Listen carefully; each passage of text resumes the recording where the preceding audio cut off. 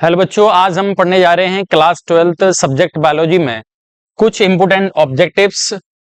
First objective लिखा हुआ, in absence of fertilization corpus luteum is degenerate. Fertilization की absence में कॉर्पस लूटियम है वो डीजनरेट हो जाता है। आपको पता है कि जब फर्टिलाइजेशन के चांस होते हैं उस टाइम पर कॉर्पस लूटियम से प्रोजेस्टेरॉन हार्मोन निकलता है। This progesterone hormone is also called pregnancy hormone. चलिए, second MMC stands for, MMC है उसकी फुल फॉर्म क्या है? Microspore mother cell. MMC stands for microspore mother cell. Third है secondary productivity is the rate of formation of new organic matter by the consumers.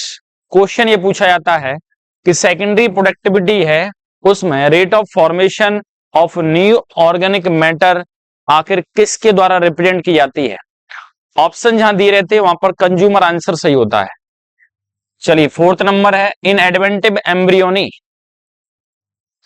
Embryos are developed directly from nucleus और integuments part of the ovule.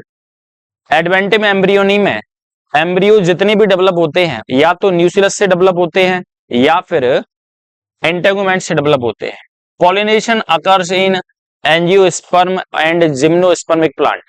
Pollination process जिसमें pollen grains anther से निकलते हैं और किसी other या उसी flower के किसी स्टिग्मा पर पहुंचते हैं, उस प्रोसेस को फॉलो करने वाली जो बड़ी से बड़ी कैटेगरी है प्लांट की वो होती है एंजियोस्पर्म एंड जिम्नोस्पर्म।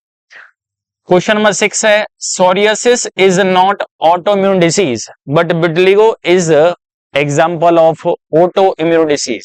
यदि आपको ऑब्जेक्टिव में लिखा रहता है कि which is not the example of auto immune disease, तब आप इसमें से टिक कर सकते हैं vitiligo is the example of auto immune disease but psoriasis, psoriasis skin से रिलेटेड कुछ बीमारी हुआ करती है या स्किन पैचेस बना करते हैं, is not the example of auto immune disease.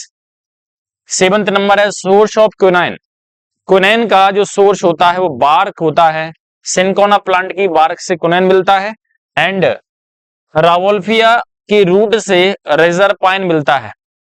Underline कीजिए, रेजरपाइन जो मिला करता है रूट्स ऑफ द रावोल्फिया। 8 है the energy store at the consumer level, consumer level पर एनर्जी स्टोर होती है that is called secondary productivity. 9 है in parasitic food chain the pyramid of number. Parasitic food chain में number pyramid है वो erect नहीं होता है, इन्वर्टेड होता है। 10 लिखा है वाइल्ड लाइफ प्रोटेक्शन एक्ट 1972, उसको सबसे पहली बार अमेंडमेंट किया गया, सुधार किया गया 1991 में। PAR stands for photosynthetically active radiation. 12 है vaccine prepared by Edward Jenner for smallpox. Smallpox virus के लिए जो वैक्सीन एडवर्ड जेनर ने बनाई थी उसका नेचर कैसा था? आंसर है attenuated, attenuated small pox virus vaccine. 13 Cuscuta is the example of stem parasite, total stem parasite. It is also the example of ectoparasite. 14 है टैपवर्म इन्फेक्ट्स। टैपवर्म का जब भी इन्फेक्शन होता है इंटेस्टाइन में। 15 है entry of more than one sperm nucleus into ओवियम।